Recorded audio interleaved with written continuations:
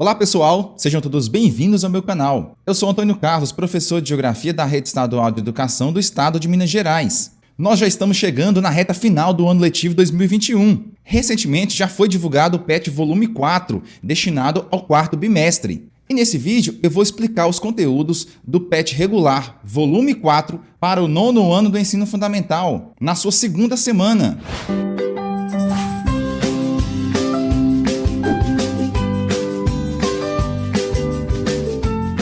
Antes de iniciarmos nosso vídeo, eu vou pedir para você se inscrever aqui no nosso canal, deixar sua curtida e seu comentário com a sua dúvida se você tiver. Isso ajuda muito no crescimento do canal. Estamos aí com a meta de chegarmos a 20 mil inscritos.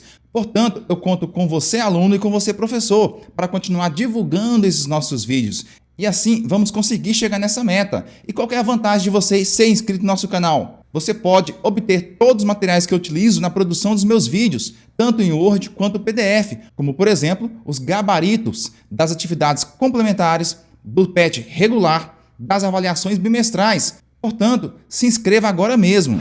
Nessa segunda semana, a unidade temática será estudada natureza, ambientes e qualidade de vida. O objeto de conhecimento, diversidade ambiental e as transformações nas paisagens da Europa, Ásia e Oceania. E a habilidade que você vai conseguir consolidar com esta aula será explicar as características físico-naturais e também a forma de ocupação e usos da terra em diferentes regiões da Europa, da Ásia e da Oceania. Os conteúdos relacionados quais são? O uso do solo na Ásia e na Europa. E só lembrando, galera, nós temos aí conteúdos e habilidades interdisciplinares, no caso com biologia, história e sociologia. Então, diante dessas informações, vamos ao tema da aula da semana, a agricultura de jardinagem e a agricultura intensiva. Com este tema, caro estudante, você vai ser capaz de analisar formas de uso do solo para agropecuária na Ásia e na Europa. Então, diante disso, vamos contextualizar essas informações. Antes de mais nada, nós precisamos saber o que é um solo. Pessoal, o solo é utilizado, para a agricultura desde que os primeiros seres humanos começaram a deixar de ser sedentários, e praticar agricultura cerca de 10 mil anos atrás. Como, por exemplo, as diferentes sociedades que acabam se dispondo de condições ambientais e tecnológicas distintas para apropriar desse solo na produção de agricultura. E verificamos os padrões de uso do solo diferentes em todo o mundo. E com a aula dessa semana, nós vamos ver um pouquinho sobre o solo agricultável nas planícies europeias e também nas montanhas da Ásia, tá certo? Então, vamos ver primeiro a agricultura de jardinagem. Esse sistema da agricultura de jardinagem, ele é bem antigo, ele é milenar, bem característico do Sudeste Asiático, na região chamada aí de área das monções. A agricultura de jardinagem, portanto, agrega técnicas de irrigação, adubação orgânica, terraceamento, a utilização da mão de obra mais familiar. O cultivo de arroz, pessoal, ele prevalece nas inúmeras planícies aluvionais. E só lembrando que essas planícies aluvionais são aquelas que estão em torno de um rio, tá certo? E nos vales fluviais também se encontram esse tipo de produção. Eles inundam durante parte do ano, no verão principalmente, em decorrência das chuvas mossônicas. Tá certo?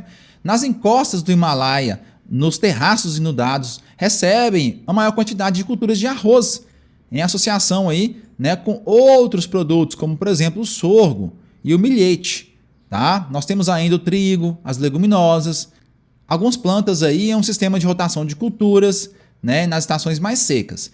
Pessoal, nós temos aí a rotação de culturas, que essa comunidade pratica, que acaba conseguindo, um melhor resultado, uma vez que as leguminosas aumentam a fixação de nitrogênio no solo.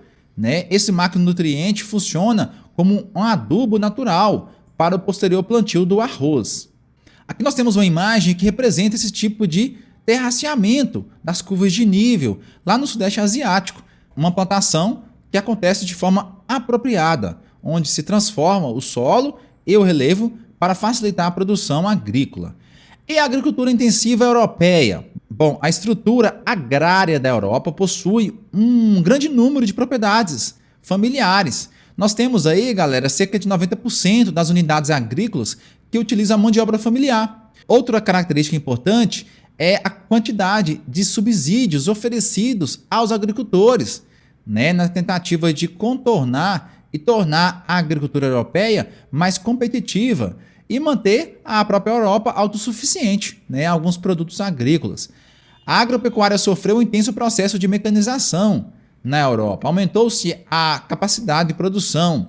Os principais produtos que são produzidos na Europa são o trigo, na França, né, nós temos a cevada lá na Ucrânia, né, lá no limite dos bosques setentrionais, nós temos ainda o centeio, alternando-se com a batata em solos mais arenosos. E lá na região do Mediterrâneo nós encontramos o cultivo de oliveiras, tá? As videiras também se fazem bastante presença. Nós temos azeite e vinho, respectivamente. Além, é claro, pessoal, do cultivo de frutos e legumes. A pecuária nessa região é praticada empregando alta tecnologia, principalmente nos países nórdicos e baixos, né, com rebanhos de bovinos para o consumo da carne e derivados do leite, e também a produção de suínos. Uma coisa que a gente não pode deixar de falar também é sobre a pesca, que tem importância nos países da Escandinávia, Portugal e Espanha, tá certo? As espécies mais comuns são o bacalhau, atum e a sardinha. Aqui nós temos uma imagem que representa como que se processa a agricultura lá na Europa, né? O alto nível de mecanização que baseia aí no sistema de produção familiar, tá certo? Pessoal, esse foi o vídeo em que eu expliquei os conteúdos propostos do PET regular, volume 4, para o 9º ano do ensino fundamental, na sua segunda semana. Eu só tenho que agradecer a você que ficou comigo nesse vídeo até o final, deixou sua curtida, seu comentário e compartilhou esse nosso vídeo. Meu forte abraço e meu muito obrigado.